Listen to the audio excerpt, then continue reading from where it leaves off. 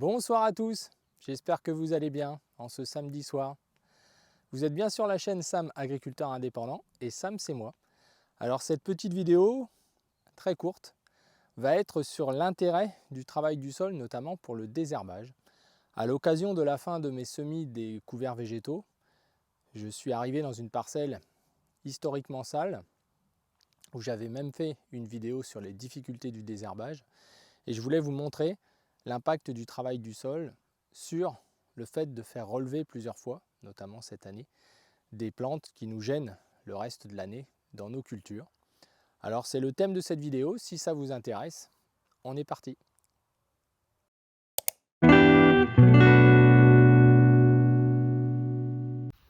Alors les amis, une petite séquence que je ne devais pas faire, mais j'ai des petites choses à vous montrer qui me semblent intéressantes.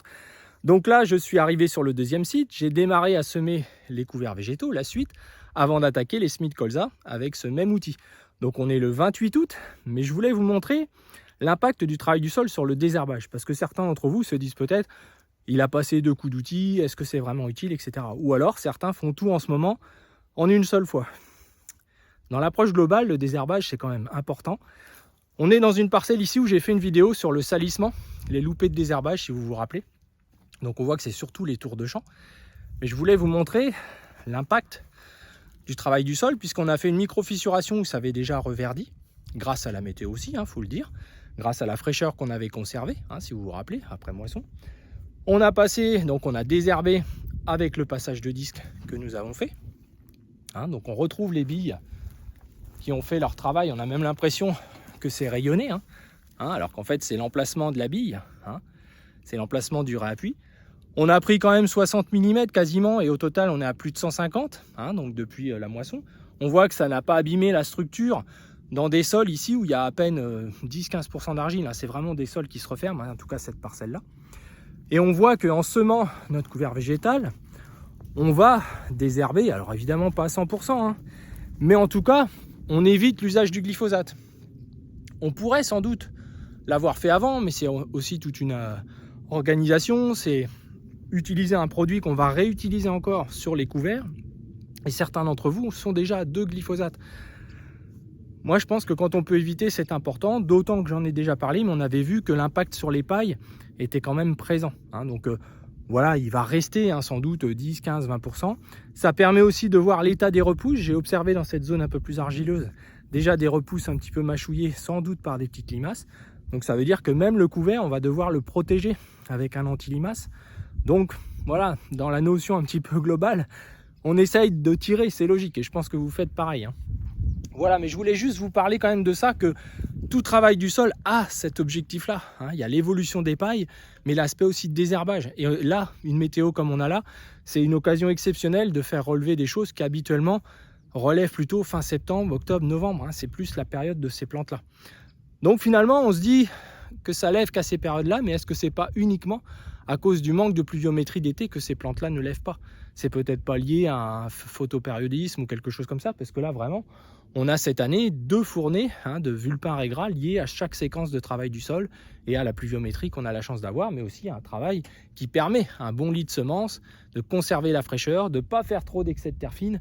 Et ça, c'est vraiment important, puisque j'ai encore pu voir ce matin des parcelles qui, avec nos petits coups de pluviométrie successifs, sont déjà vraiment refermées. Et malheureusement, comme je le disais, pour la saison, les amis. Donc toujours faire très attention. Passage du sol, de travail du sol ne veut pas dire grosses dépenses. Et on parlera du carburant à la fin de la saison, tout est noté. Donc on en parlera et vous verrez qu'en termes de performance à l'hectare, on est plutôt bien placé, très proche du semi-direct, sans la dépendance ou avec moins de dépendance, il faut être raisonnable, à l'usage des produits phytosanitaires. Ça reste toujours cet enjeu-là qui est compliqué, ce compromis-là qu'on essaye de faire. Voilà, plus les autres intérêts du travail du sol. Mais on n'y revient pas, notamment sur nos petites limaces, mais on aura l'occasion d'en reparler. Allez, je continue et puis j'espère pouvoir démarrer des semis de colza dans la semaine ou dans le week-end, malgré une météo encore un peu changeante. Là, le soleil, ça fait longtemps qu'on ne l'avait pas vu. Allez, on y va.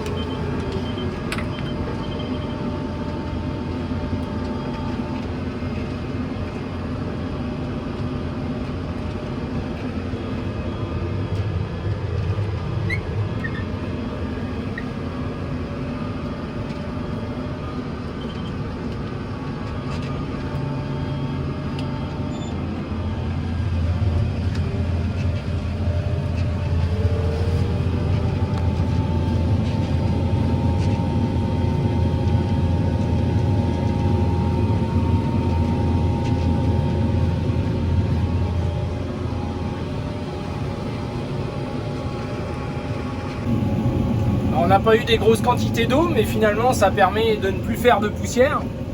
Même si on a été arrêté quelques jours, on a perdu un petit peu de temps, mais on n'est vraiment pas tard en saison. Et en fait, dans quelques jours, tout va être complètement terminé en termes de travail du sol.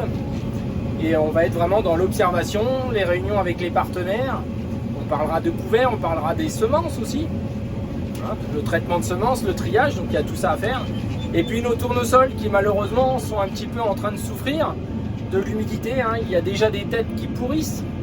On a le canon en route depuis déjà une bonne dizaine de jours parce que la moisson se fait un petit peu sans nous. Donc vraiment c'est une culture qui nous aura apporté beaucoup de soucis depuis le début de saison. Mais ça, je pense que tous ceux qui pratiquent le savent bien, savent de quoi je parle en tout cas. Allez, prochaine étape, ce sera les semis de colza ici avec l'outil à dents. Alors on va conclure de manière très simple cette vidéo. L'idée était vraiment d'appuyer sur le fait que malgré l'usage d'un travail du sol, si celui-ci est raisonné avec des objectifs bien précis, il n'a pour nous que des avantages, que des intérêts dans l'approche globale toujours du sol à la plante. Le fait par exemple de diminuer l'usage des produits phytosanitaires, d'éviter parfois l'usage du glyphosate lorsque l'on peut le faire. C'est jamais du 100%. On reporte l'usage de ces produits à un peu plus tard, mais l'avantage c'est qu'on peut arriver à le faire une fois par exemple, au lieu de le répéter plusieurs fois. On a un intérêt sur les ravageurs. Là, les semis de colza viennent de se terminer pour nous là ce soir.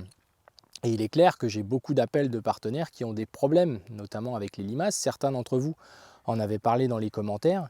Et déjà des colzas sont en train d'être refaits ou en réflexion d'être refaits.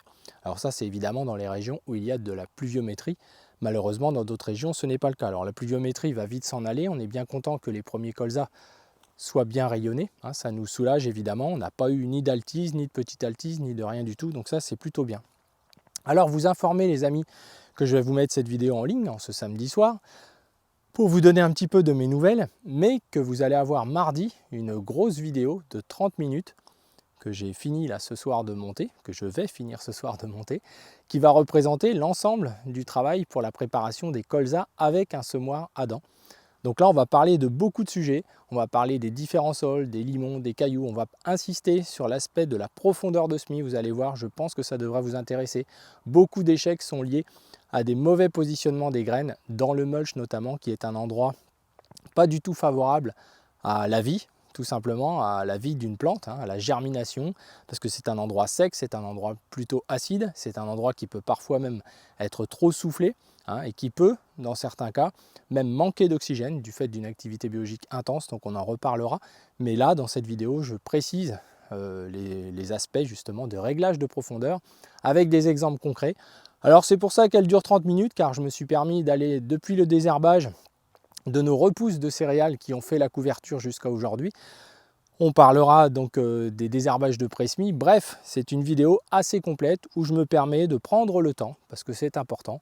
Et j'avoue que en cette fin de saison, entre guillemets, de grosses périodes de travaux du sol, c'est important de prendre le temps, puisque pour nous, le travail du sol va être terminé à la fin de cette vidéo de 30 minutes qui sortira donc mardi soir.